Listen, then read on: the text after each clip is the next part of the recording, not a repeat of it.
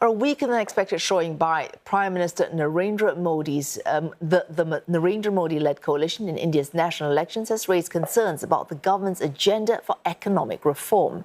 While politicians, as we heard earlier on this bulletin, continue to work out the shape of the new government, investors and businesses are waiting to see what the impact of that government might have on the economy. Rebecca Bundhun with this report.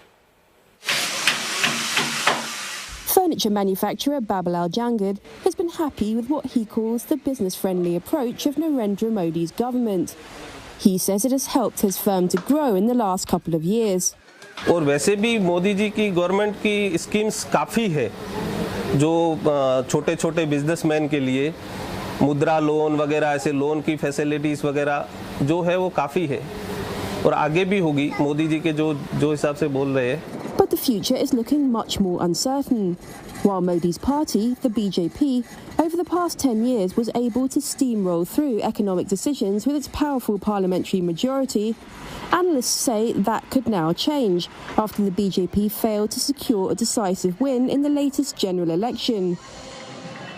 With its coalition partners likely having a bigger say in the new government, economist Madhavi Arora says priorities may change, putting potential policies such as land and labour reforms on the back burner. If at all there would have been a policy continuity in line with exit polls, the political capital of the government would have been very, very strong. And these land, labour, agriculture, capital, or even inefficiencies with regard to election cycles, all of that are obviously economic dead loss to the system overall.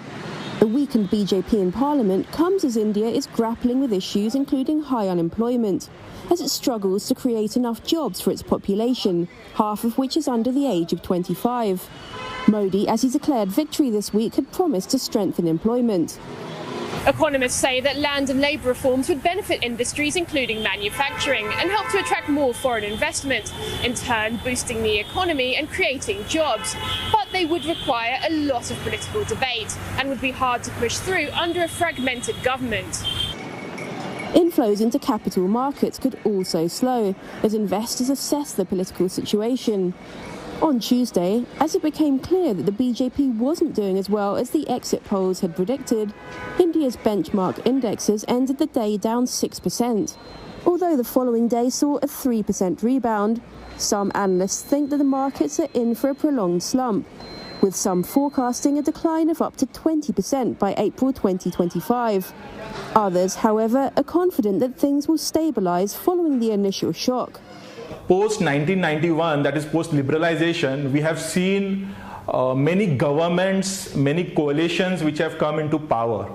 But India as an economy has done exceedingly well on the GDP growth front since 1991. So that gives me a confidence that it's more of a question of the structural story remaining intact rather than a kind of government which comes into the power. India is the world's fastest growing major economy, expanding by 8.2% from the previous financial year. The current concerns around policy uncertainty are clouding the outlook for now. But company owners like Babalal Jangid remain hopeful that this will ease as the new government is formed, and it will soon be back to business as usual. Rebecca Bundhun, CNA, Bengaluru.